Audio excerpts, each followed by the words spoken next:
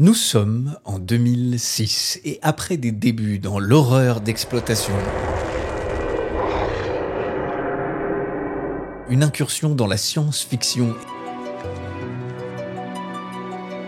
et un premier succès critique avec Love Battlefield, Soi Cheng revient avec un projet plus personnel, un film radical, intime, cruel, un film dans lequel il va commencer à déployer pleinement son cinéma, ses obsessions, sa vision du monde, un film qui pour beaucoup marque véritablement la naissance d'un auteur. Et ce film, c'est une claque monumentale, une odyssée de chair, de sang et de silence.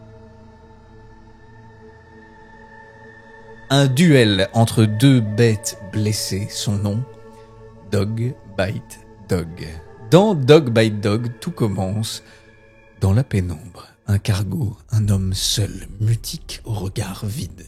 Pang, un jeune tueur à gages cambodgien entré clandestinement à Hong Kong, formé dès l'enfance à tuer, littéralement. Enfermé dans des cages, dressé à survivre en massacrant d'autres enfants. Une bête, un survivant, un corps formé par la violence, pour la violence. Dès son arrivée, il exécute froidement sa cible, une avocate attablée dans un restaurant. 3 balles en pleine tête, sans émotion, sans musique, sans style. Puis il attrape un bao encore fumant sur une table voisine et repart. Ce geste, celui de manger juste après avoir tué, incarne à lui tout seul le nihilisme du film. La vie, la mort, la faim, la fuite. Tout est instinct, rien n'est sacré. Et face à lui, Why ? Un jeune flic borderline, impulsif, violent, incarné par un Sam Lee incandescent, loin de ses rôles comiques habituels. Dès les premières scènes, Why est instable, en colère, marqué par un père policier désormais dans le coma, détesté par sa hiérarchie, obsédé par la justice, mais incapable d'en suivre les règles. La traque commence, mais ce n'est pas une enquête méthodique, c'est une descente aux enfers. Les deux hommes, le tueur et le flic, ne vont pas seulement s'affronter physiquement, ils vont s'enfoncer tous les deux dans ce que Soi Cheng filme mieux que personne, la brutalité du monde et la perte de soi. Mais Dog Bite Dog, c'est plus qu'un film de chasse à l'homme. Au cœur du récit, un troisième personnage, une jeune fille, presque mutique elle aussi, qu'on découvre séquestrée dans une décharge. Pang la libère et quelque chose naît entre eux deux. Une tendresse, un lien.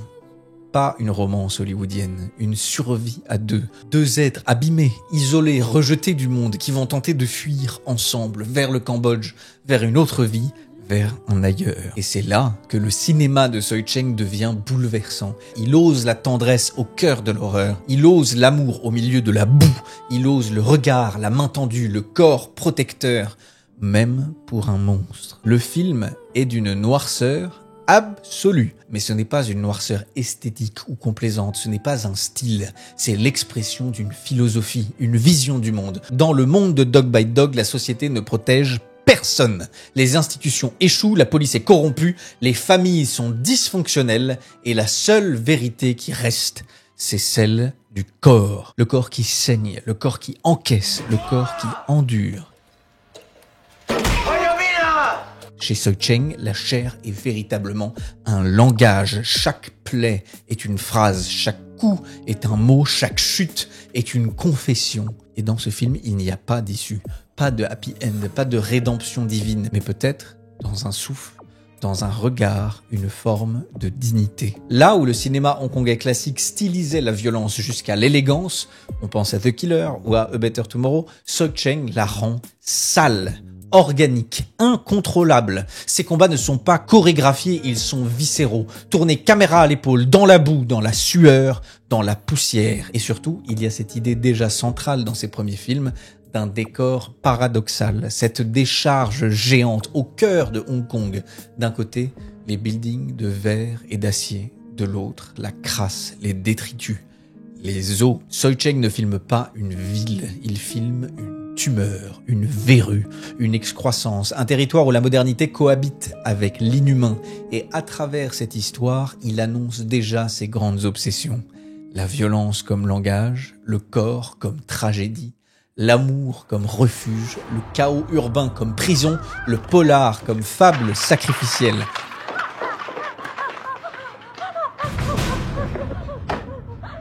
Dog Bite Dog est un uppercut, un cri, une plainte, un poème en charpie. C'est un film qui, dès sa sortie, va choquer, déranger, diviser. Certains y verront une pure exploitation, d'autres un chef-d'œuvre. Mais tout le monde s'accordera à dire une chose, Soi Cheng est un auteur. Et il faudra compter avec lui. Car avec ce film, il ne se contente pas de raviver la flamme du polar hongkongais. Il lui greffe un cœur noir mais battant, purulent mais battant. Et c'est en 2007 que Soi Cheng va franchir un cap risqué, un pari artistique et, à ses propres yeux, un échec, un film qui s'appelle Chameau. Et c'est probablement l'objet le plus dérangeant, le plus ambigu, le plus haïssable de toute sa carrière, adapté d'un manga ultra-violent, censuré, polémique. Chameau raconte l'histoire de Ryo Narushima, un adolescent qui massacre ses parents sans explication. Jeté dans une maison de redressement, torturé par ses geôliers, il va apprendre le karaté auprès d'un ancien criminel politique devenu sensei dans un étrange programme de réinsertion. Mais Chameau n'est pas une success story à la Rocky. C'est la version toxique, perverse, dégénérée du film de sport. Un anti-parcours initiatique, Ryo n'est pas un héros, pas même un anti-héros, c'est un chien enragé, un monstre façonné par la société qui blesse, frappe, trahit et n'éprouve jamais le moindre remords. Il devient champion, non pas pour s'élever, mais pour dominer, pour humilier, pour anéantir. Chang filme cette descente comme une chute sans fond. Le montage est hystérique, les scènes sont saturées de couleurs criardes, les corps sont mutilés, la morale est constamment mise en échec. Le film évacue toute possibilité d'identification. Le héros est ignoble, ses ennemis sont pires, les mentors sont des figures au moins troubles, et même les rares personnages qu'il aime finissent broyés par sa trajectoire. Mais c'est là, justement, que réside la force et la radicalité de Chameau. Soi Cheng pousse à bout tout ce qu'il avait amorcé dans Dog Bite Dog.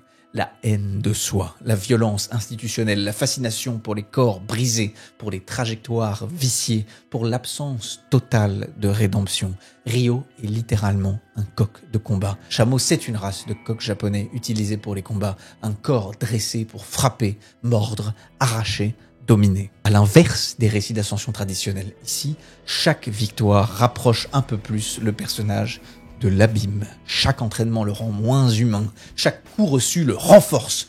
Chaque relation affective le détruit. Le film est à la fois un manga live-action, un mélodrame punk, un pamphlet sur la société japonaise postmoderne et une métaphore de l'industrie du divertissement elle-même. Un monde où les êtres sont moulés, façonnés, puis jetés au sol, une fois l'utilité épuisée. Mais malgré toutes ses ambitions, Chameau divise, critique assassine, public désorienté, échec commercial et un goût amer dans la bouche de Soi Cheng lui-même. Dans une interview, il admet n'avoir jamais senti ce projet, avoir accepté par amour pour le manga, mais avoir perdu pied en chemin. Il parle d'un film raté, trop lourd, trop extrême, un cauchemar de production, une blessure artistique. Et pourtant, Chameau, rétrospectivement, marque un moment clé, un point de bascule. Tentative, une épreuve. C'est le film de l'exorcisme, celui où Cheng pousse sa noirceur au bout, celui où il teste les limites du genre, de la représentation et de lui-même. Un film qui, s'il avait été mieux maîtrisé, aurait peut-être été un chef-d'œuvre de nihilisme total. Il n'en reste pas moins une anomalie brutale, un cri sale, un rejeton mal formé, mais essentiel. Et c'est justement parce qu'il est passé par cette chute, cette surenchère, cette perte de contrôle que Soi Cheng va renaître. Plus affûté, plus précis, plus stylisé. Car dès son film suivant, il va frapper à nouveau, moins viscéral, mais plus rigoureux. Et cette fois, avec Accident, il va commencer à construire autre chose. Un cinéma mental, froid, paranoïaque, inspiré des thrillers américains des années 70, qui va lui permettre non seulement de se réinventer, mais surtout de s'approcher lentement cœur du système chinois. Et c'est là que tout va basculer. 2009, 3 ans après le choc Dog Bite Dog, Soi Cheng revient. Mais il a changé de peau. Il a besoin de faire un pas de côté, de respirer. Après l'expérience douloureuse de Chameau, projet mal aimé qu'il ne sentait pas dès le départ, il veut revenir à un cinéma plus intérieur, plus maîtrisé, plus psychologique. Il veut tourner le dos à la violence frontale, au chaos des corps, au lyrisme désespéré. Et Johnny-To le comprend. Il décide donc de produire son nouveau projet, qui sera un film calme, un film froid, un film mental. Le pitch, il est simple, et pourtant vertigineux. Un tueur à gages, nommé Le Cerveau, met en scène des meurtres déguisés en accidents. Il orchestre chaque mise à mort comme une chorégraphie invisible. En plein cœur de la ville, une plaque de verre qui tombe, une voiture qui freine trop tard, un câble qui lâche. Tout semble dû au hasard, mais tout est pensé, calculé, prévu, jusqu'au jour où un accident survient que lui-même n'avait pas prévu. Et alors le doute s'installe. Est-il surveillé, trahi, manipulé? Est-ce que c'est la police? Est-ce que c'est ses coéquipiers? Ou pire, est-ce que c'est simplement le hasard? Le film devient alors ce que son titre promet. Accident, mais au pluriel. Accident du réel, accident du regard, accident de la conscience. Mais derrière cette intrigue de polar paranoïaque, c'est un autre film qui se déploie. Un film sur le contrôle, sur l'obsession, sur la perte de foi. Soi Cheng y installe une mise en scène millimétrée, comme son personnage principal. Il teste, il ajuste, il planifie. Chaque plan est pensé comme un piège. Chaque geste est ambigu. Chaque silence est suspect.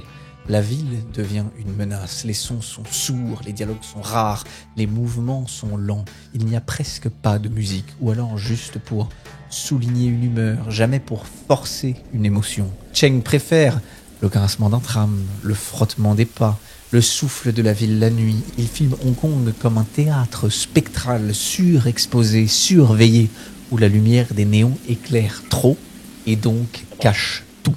Avec Accident, Soi Cheng s'éloigne du cinéma de genre pour mieux y revenir. Il ne veut plus juste utiliser un genre, il veut le contaminer, il veut le détourner. Il le dit dans une interview, le film de genre est un territoire idéal, ce n'est qu'en connaissant les règles qu'on peut ensuite les détourner, et c'est exactement ce qu'il fait ici. Il prend les codes du polar, les règles du thriller, et il les étire, et il les fait craquer. Le cerveau devient une figure beckettienne, un homme vidé, dont toute la vie n'est qu'une attente, vigilance, paranoïa. Ce n'est plus un tueur, c'est une métaphore à ce stade, celle d'un homme qui croit encore pouvoir tout prévoir, tout contrôler, mais qui découvre que la vraie menace, ce n'est pas l'accident, c'est l'accidentel, et au cœur de ce trouble, une idée germe. Des puissantes, et si rien n'était maîtrisé? Et si nous n'étions nous-mêmes que des pions? Et si le réel, depuis les sommets de sa complexité, ne faisait que nous rire au nez? Comme dans Conversation secrète, comme dans The Parallax View, comme dans Blowout, Accident est un film hanté par les fantômes du cinéma paranoïaque américain des années 70. Soi Cheng y rend un hommage discret, mais évident, à Brian De Palma, à Pakula, à Coppola. Il hérite de leur goût pour les angles cassés, pour les dispositifs froids, pour les figures solitaires, et surtout, il emprunte cette question centrale.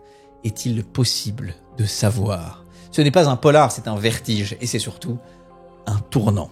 Avec Accident, Soi Cheng pose les bases d'un nouveau cinéma, un cinéma de tension sourde, de mise en scène géométrique et de figures enfermées dans leur propre logique, des récits dont la fin est toujours un effondrement. Il quitte l'ultra-violence de Dog Bite Dog, il s'éloigne de la stylisation brouillonne de Chameau.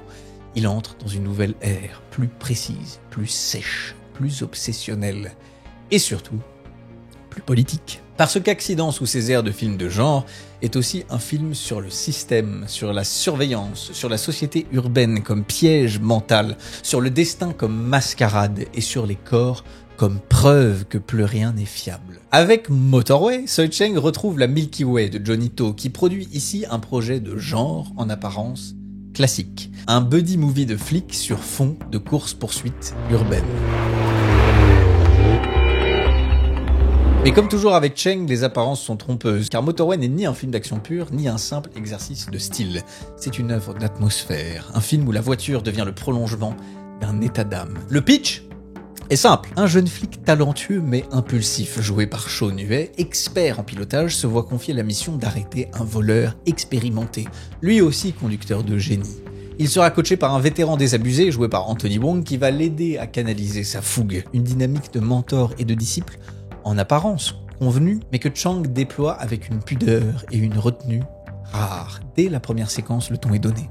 Split screen élégant, montage nerveux mais lisible, musique synthé discrète et années 80, et surtout cette manière unique de filmer Hong Kong et ses parkings souterrains, ses tunnels, ses sommets, ses ruelles étroites, comme un circuit mental presque onirique. Le film alterne entre accélération brutale et longues plages silencieuses, dans un équilibre subtil entre tension et apesanteur. Mais Motorway n'est pas un film fun, c'est même ce qui déstabilise certains spectateurs.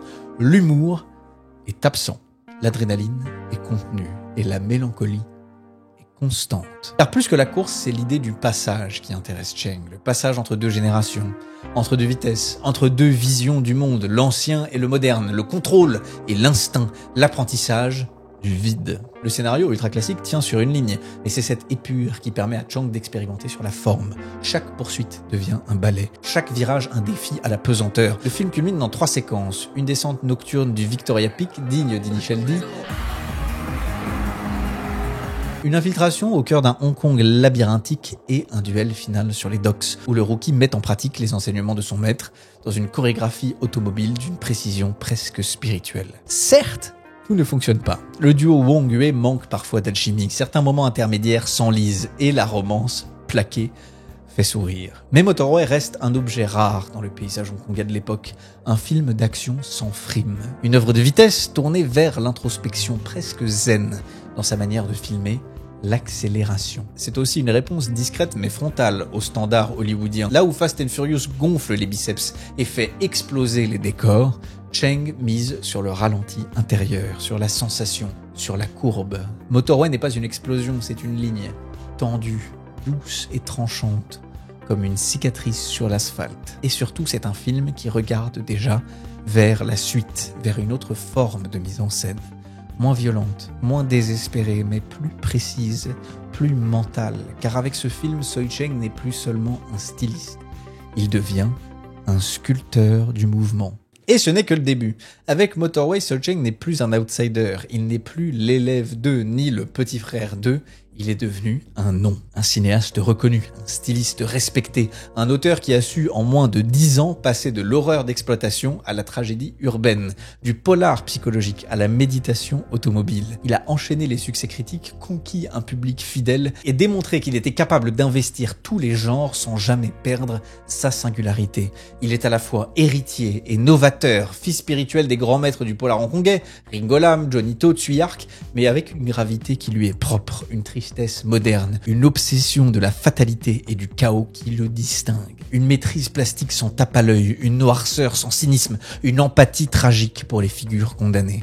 Et c'est justement à ce moment précis, alors que Tsui Cheng s'impose comme l'un des derniers grands cinéastes de l'école hongkongaise, qu'un tournant s'opère. Nous sommes en 2013. Depuis 15 ans, Pékin observe. Depuis la rétrocession, la Chine continentale regarde Hong Kong comme on regarde un petit frère trop libre, avec méfiance parfois, mais surtout avec intérêt. On censure ici ou là, on impose quelques quotas, on resserre les budgets, mais on laisse faire, on laisse les auteurs se déployer, on laisse le cinéma évoluer, on laisse le talent mûrir. Et maintenant que le talent est mûr, l'État revient avec une proposition, avec une vision, avec une stratégie. La Chine ne veut plus seulement produire des iPhones, elle veut produire des récits, elle veut produire des mythes, elle veut parler au monde, le séduire, l'émouvoir, l'impressionner, exporter son imaginaire, comme les États-Unis ont exporté le leur pendant un siècle. Et pour cela, elle a besoin d'icônes, d'histoires universelles, de figures puissantes. Alors elle se tourne vers ses propres légendes, vers son patrimoine, vers ses contes, et elle propose à Tsui Cheng de diriger l'un des plus gros projets de l'histoire du cinéma chinois. Une adaptation monumentale de l'un des mythes fondateurs de la culture populaire chinoise, une histoire millénaire, réécrite, adaptée, transformée à l'infini, un récit que vous connaissez forcément, parce qu'il a inspiré un certain manga japonais où un petit garçon à queue de singe se transforme en super guerrier, le roi singe. Et c'est là que tout va changer. Car à partir de ce moment commence un nouveau chapitre, celui du deal, du compromis, de l'équilibre fragile entre gestes d'auteur et stratégie nationale, entre blockbuster et propagande, entre culture populaire et soft power planétaire. Ce sera la 3e partie de cette vidéo. Merci à tous, c'était Contrebande.